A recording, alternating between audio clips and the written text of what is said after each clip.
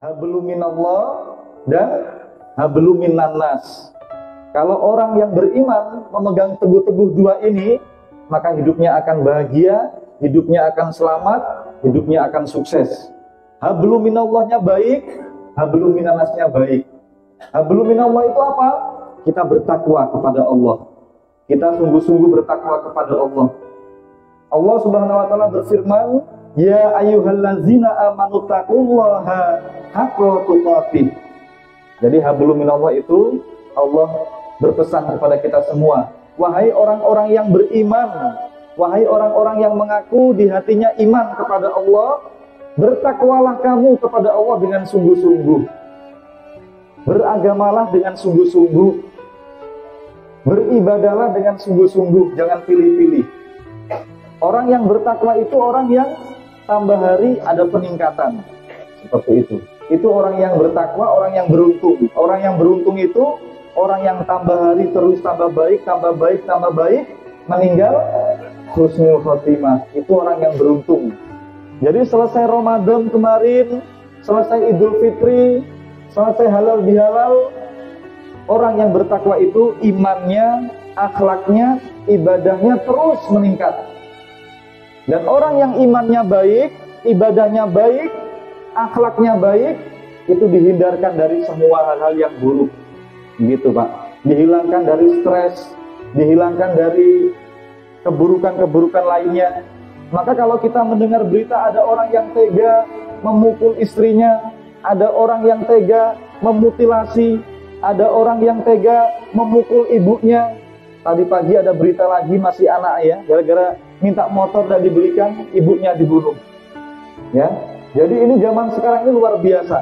Maka orang yang imannya jauh sama Tuhan, akhlaknya jauh, ibadahnya tidak pernah, hidupnya akan dirundung keburukan-keburukan, penyesalan-penyesalan. Maka orang yang bertakwa itu tadi, tambah hari terus tambah baik, ibadahnya harus baik. Jadi hablum minallah itu kita baik kepada Tuhan. Kita betul-betul beribadah, bertakwa kepada Allah Tuhan kita. Tidak cukup itu, hablum minannas kita harus baik. Nah, dalam agama Islam itu disebut hablum minannas. Di situ ada kalimat nas. Anas itu manusia. Kita disuruh berbuat baik kepada semua manusia. Semua manusia, bukan cuma untuk orang Islam, tapi semua manusia.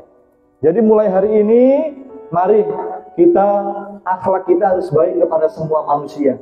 Mulai dari kepada orang tua, Masya Allah. Orang tua ini sangat mulia. Orang tua ini ridhonya adalah ridhonya Allah. Maka mulai hari ini kita harus tambah baik kepada orang tua. Lemah lembut sama orang tua. Tidak boleh membentak orang tua. Dalam agama Islam itu bilang saja, termasuk anak durhaka. Jadi kalau ingin hidup bahagia, ingin hidup sukses, lihatlah senyum orang tua. Kalau orang tua senyum, Allah akan ridho kepada kita. Kepada mertua terus tambah baik, itu hablum minannas. Ya, orang tua mertua jangan dibeda-bedakan. Terus bahkan anak yang soleh itu anak yang tiada hari tanpa mendoakan orang tua. Jadi setiap saat, setiap waktu, setiap sujud, jangan pernah meninggalkan doa untuk orang tua, untuk mertua. Ya, kalau perlu kita punya cita-cita, ya Allah, izinkanlah saya untuk mengajak orang tua saya, mertua saya bisa haji atau umroh ke Mekah dan Madinah. Ya, anak yang sukses itu adalah anak yang bisa menggendong orang tuanya masuk surga. Bisa menyelamatkan orang tuanya dari siksa kubur dan bisa membukakan pintu surga. Itu anak yang sukses. Jadi anak yang sukses itu ukurannya bukan dia jadi polisi, jadi jenderal, jadi dokter. Tapi anak yang sukses itu anak yang setiap saat, setiap waktu mendoakan orang tuanya. Ya, kalau orang tuanya sudah meninggal, terus dikirimi doa, terus dikirimi pahala. Itu anak yang sukses. Dia bisa menyelamatkan orang tuanya, bisa menggendong orang tuanya ke surga. Jadi hablum minannas, dengan istri terus tambah baik, Masya Allah. Istri kita ini luar biasa mulia, Bapak Ibu sekalian. Ibu-ibu ya, istri ini mulia sekali. Rahimnya itu sangat mulia. Melahirkannya ini sampai taruhan nyawa. Jadi rahimnya seorang ibu itu connect ya, kabelnya itu nyambung ke langit. Maka siapapun yang memutuskan tali silaturahim, nah ini ada namanya silaturahim, ada namanya silaturahmi. Kalau silaturahim itu kita ini membangun persaudaraan yang masih kena saudara, yang masih ada ikatan darah, itu namanya silaturahim. Jadi dengan Pak D, Paman, Bude, ponakan yang masih ada kaitan darah namanya silaturahim. Siapa yang memutuskan tali silaturahim, putus kabelnya dengan langit.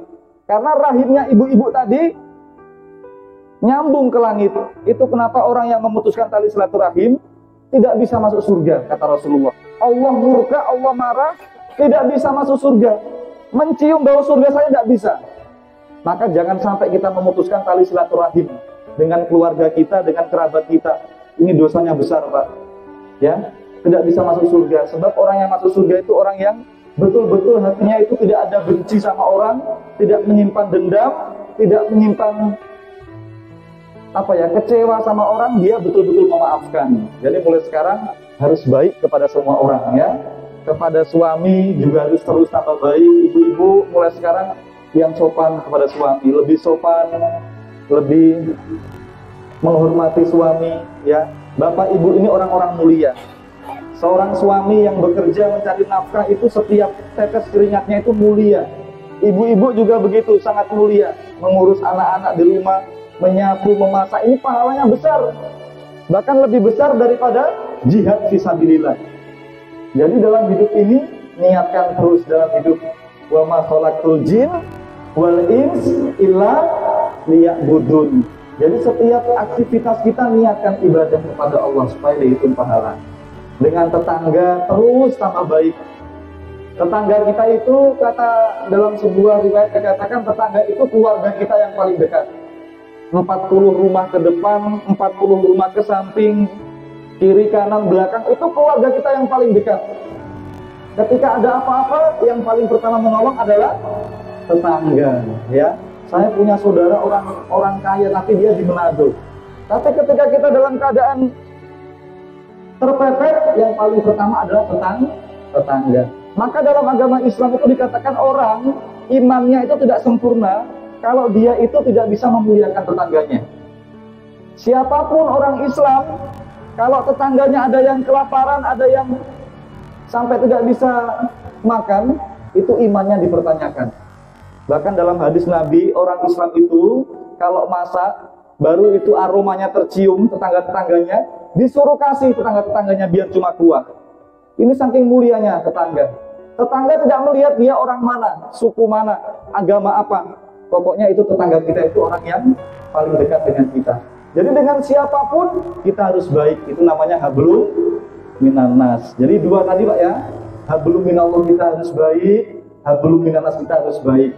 Kalau dua ini kita pegang teguh-teguh, hidup kita selamat.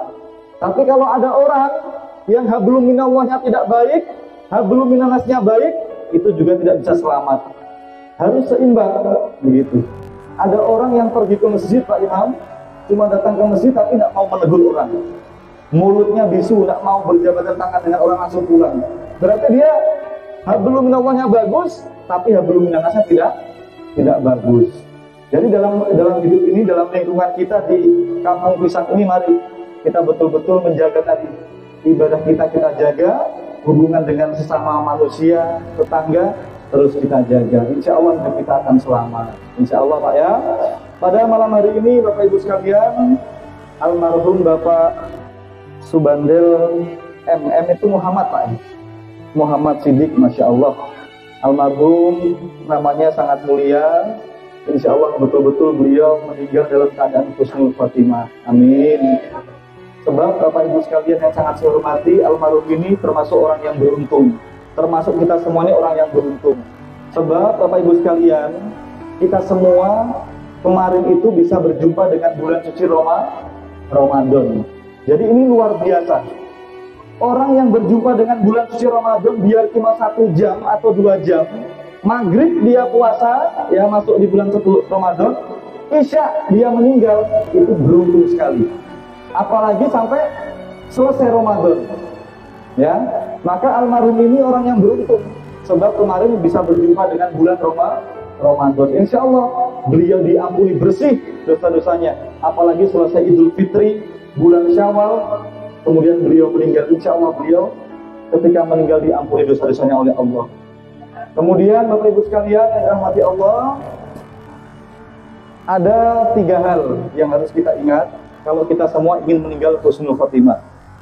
Jadi ada 3 hal yang ingin saya sampaikan pada malam hari ini. Orang yang meninggal husnul khotimah itu, Bapak Ibu sekalian, orang yang meninggal dalam keadaan mulia. Orang yang meninggal dalam keadaan mulia. Jadi dia membawa iman yang benar, amal ibadahnya benar, dan dia akhlaknya baik kepada semua manusia. Itu namanya meninggal husnul khotimah.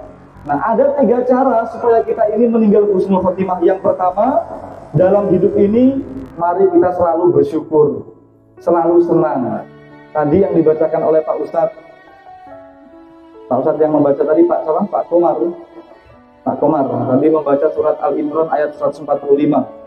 Di akhir ayat disebutkan Allah akan membalas kebaikan orang-orang yang pandai bersyukur. Jadi mulai sekarang Bapak Ibu sekalian, dalam hidup mari kita selalu senang, selalu bersyukur kepada Allah. Ya, dalam hidup ini mari kita berlomba-lomba dalam kebaikan. Kalau dalam urusan dunia, jangan lihat ke atas, lihatlah ke bawah. Masih banyak orang yang hidupnya lebih susah daripada kita. Jadi kalau ingin hidup kita ini meninggal husnul khotimah, jangan lihat orang yang lebih kaya daripada kita. Jangan lihat orang yang bajunya lebih bagus daripada baju kita. Jangan lihat orang yang kendaraannya lebih bagus daripada kita. Karena orang yang selalu mengeluh dalam hidup, meninggalnya dalam keadaan mengeluh, namanya meninggal su'ul khotimah. Jadi orang yang meninggal husnul khotimah itu orang yang selalu bersyukur, selalu senang apapun keputusan Allah, selalu syukur apapun takdir Allah. Sebab tidak ada yang salah takdir Allah itu, Bapak Ibu sekalian. Allah itu punya rencana, Allah maha tahu hidup kita. Maka mulai sekarang, mari kita dalam hidup selalu bersyukur kepada Allah, selalu ridho. Itu kenapa ada satu doa yang sering kita hafal, raditu billah birobba wabil islami dina wabi muhammadin nabiyya wa rasulah. Raditu billah, itu artinya ya Allah saya ridho, saya ikhlas, saya senang apapun ketetapanmu, apapun takdir yang engkau berikan, saya tulus ya Allah, saya ikhlas, saya ridho. Nah, orang yang ridho itu nanti ketika meninggal, dia dipanggil oleh malaikat begini, Pak. Ya ayat Tuhan, nafsul mutmainah, irji'i ila rabbiki radiyatan mardiyah. Orang yang selalu syukur, selalu senang, selalu ikhlas, itu nanti dipanggil malaikat ketika sakaratul maut. Ya ayat Tuhan nafsul mutmainah, wahai Bapak, silakan keluar, ruhmu harum. Mutmainah itu jiwanya itu tenang, jiwanya itu tulus, damai. Nah ini Bu ya. Jadi kalau ingin meninggal husnul khotimah tadi syukur, senang, supaya kita dipanggil nanti ketika meninggal, ya ayat Tuhan nafsul mutmainah. Jadi orang yang mutmainah itu tidak pernah mengeluh dalam hidup, selalu senang begitu. Dia mungkin kakinya satu sakit, ya, dia tidak melihat kakinya yang kiri, dia melihat kakinya yang kanan. Ya Allah, tidak apa-apa, saya masih ada kaki kanan, begitu. Ya Allah, saya tidak melihat, yang penting saya satu hari itu masih ada persediaan beras, pokoknya masih bisa kumpul dengan keluarga. Jadi dalam hidup dia selalu senang. Itu orang yang mutmainah. Kemudian orang mutmainah itu orang yang jiwanya itu bersih, tidak ada sifat dendam sama orang, benci sama orang, seperti itu. Itu yang pertama. Jadi harus selalu ridho dalam hidup. Kalau untuk urusan dunia, lihatlah ke bawah, masih banyak orang yang lebih susah. Tapi kalau untuk urusan kebaikan akhirat, kita harus melihat ke atas. Masa Pak Imam saja yang kakinya mungkin sakit kok tiap hari kok bisa ke masjid, saya kok tidak bisa, masih muda. Maka itu kita lihat, oh yang baik-baik kita harus berlomba-lomba. Tapi kalau untuk urusan dunia, lihat yang ke bawah. Yang kedua, orang yang kalau ingin meninggal husnul khotimah itu jangan pernah melupakan dosa. Jangan pernah melupakan dosa. Maka setiap hari itu kita selalu banyak-banyak istighfar. Selalu ingat-ingat dosa kita. Ya Allah, dosa saya ini kok banyak sekali ya Allah. Begitu. Orang kalau jarang istighfar, jarang mengingat dosa, itu orang yang selalu merasa diri orang yang sudah suci. orang yang sudah lebih baik daripada orang lain, gitu. Orang yang selalu merasa diri nggak punya dosa itu dia suka meremehkan orang, merasa diri paling benar. Ibarat pepatah itu loh Bu, kuman atau semut di Pulau Lembeng itu kelihatan jelas, sedangkan gajah di depan mata tidak kelihatan. Nah ini orang yang tidak pernah merasa punya dosa. Keburukannya orang yang kecil saja dia terus ingat-ingat. Keburukan diri sendirinya saja dia nggak mau ingat-ingat. Maka orang yang selalu ingat dosa itu sungguh-sungguh istighfar setiap hari. Nabi Muhammad itu manusia mulia, tapi satu hari itu istighfarnya 100 kali. Nabi Muhammad bersumpah, saya satu hari 100 kali istighfar. Jadi kalau ada waktu bapak-bapak mungkin tengah malam bangun, itu sambil merenung istighfar, ya Allah, saya ini orang yang busuk ya Allah.